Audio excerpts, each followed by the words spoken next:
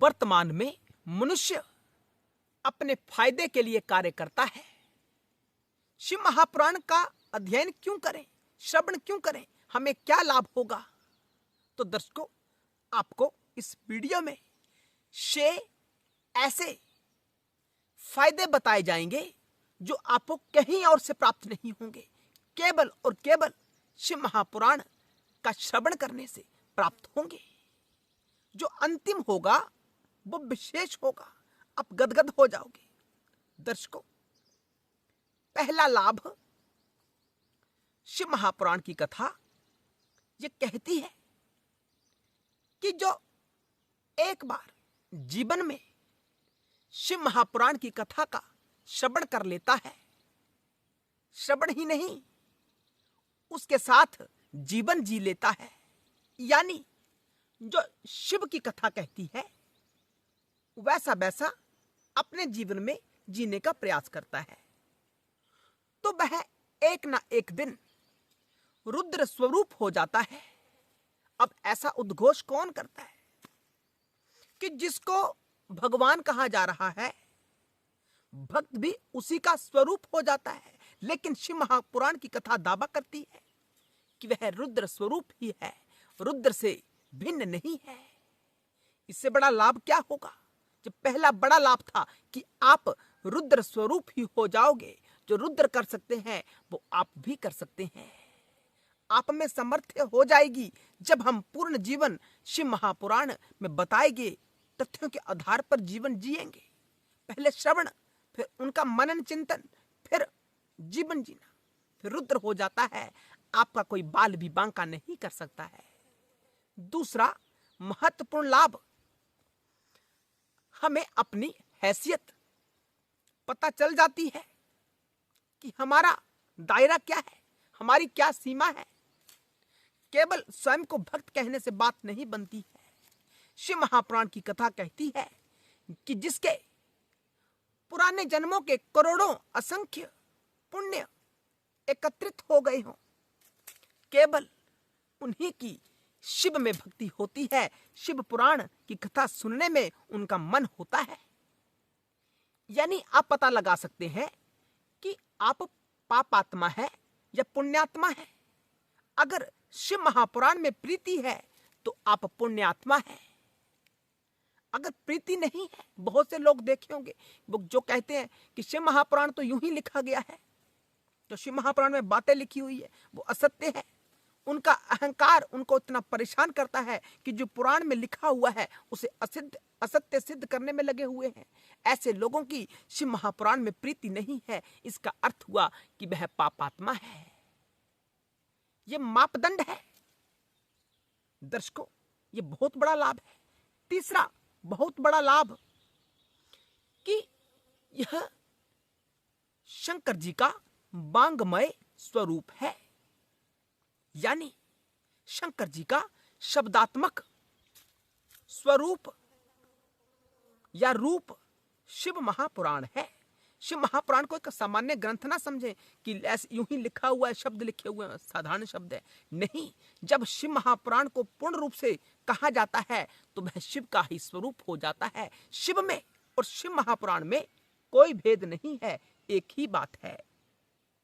यानी शंकर जी का शब्दात्मक विग्रह, शरीर, शब्दों का शरीर शंकर जी का क्या है? शिव महापुराण है। जब हम शंकर जी के शिव महापुराण का श्रवण करते हैं, पाठ करते हैं या उसके अनुसार जीवन जीते हैं, तो इसका अर्थ क्या हुआ कि हम शंकर जी का उच्च स्तरीय यजन कर रहे हैं। दर्शकों, बड़ा महत्वपूर्ण है।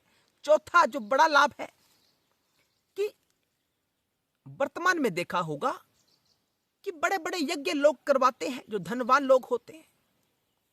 अब हर किसी की हैसियत नहीं होती है कि विद्वान ब्राह्मणों को बुलाकर वह यज्ञ संपूर्ण कर सके,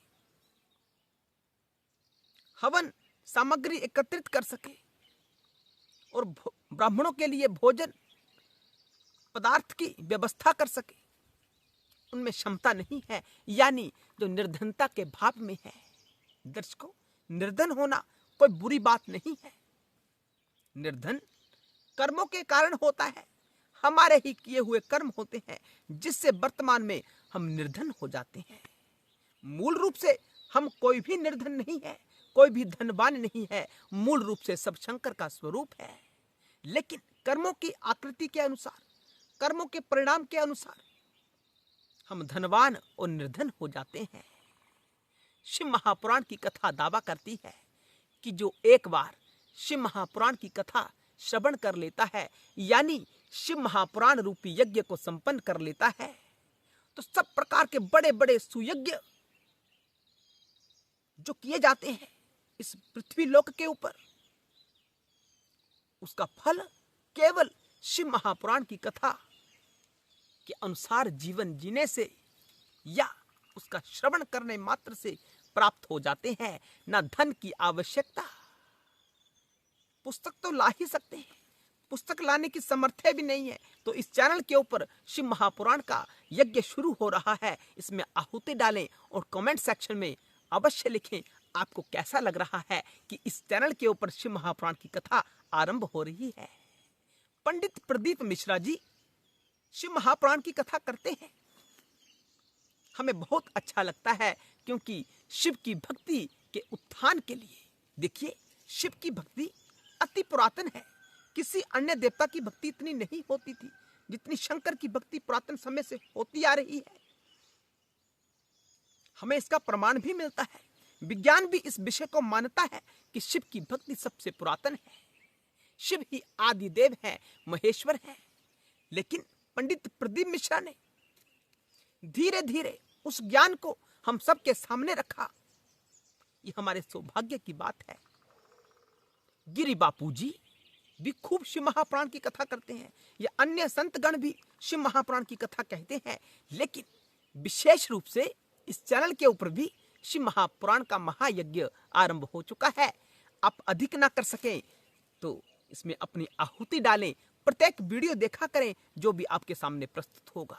दर्शकों, पांचवा सबसे बड़ा लाभ, आजकल हम क्या चाहते हैं कि खूब धन कमा लें, हमारे बच्चे किसी उच्च स्तर पर पहुंच जाएं,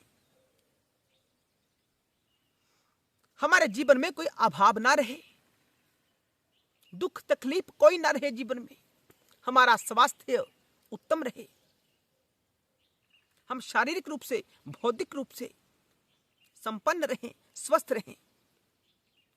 तो दर्शकों, एक बार जीवन में पूर्ण रूप से शंकर जी की शिव महापुराण की कथा सुन लेना, जीवन में धारण कर लेना। आपको कोई भी बीमारी सता नहीं सकती, धन का अभाव सता नहीं सकता, कोई व्यक्ति आपको नीचा नहीं दिखा सकता, क्योंकि आप रुद्र स्वरूप हो जाते हैं। जो आप चाहते हैं आपके जीवन में अवश्य प्रकट हो जाता है। लेकिन श्रद्धा भाव के साथ शंकर जी में श्रद्धा होनी चाहिए। शंकर जी में ही श्रद्धा नहीं हुई तो कहां श्रद्धा करोगे। इतना सरल कि बड़े से बड़े यज्ञ का फल आपको प्राप्त हो जाता है केवल शिव महापुराण की श्रवण करने मात्र से। वांगमय स्वरूप यानी शब्दात्मक स्थिति शंकर जी की शिव महापुराण है। करोड़ों जन्मों के पुण्य एकत्रित होकर एक हो जाते हैं तो शंकर की भक्ति प्राप्त होती है। दर्शकों, शंकर पूर्ण परब्रह्म है, सबका आविर्भाव शंकर से ही होता है। शंकर की पुराण कथा श्रवण करना चाहिए, यही वेद उपनिषद का सार है। दर्शकों, आपको किसी अन्य पुराण शास्त्र को पढ़ने की आवश्यकता नहीं है। सर्व सिद्धांत को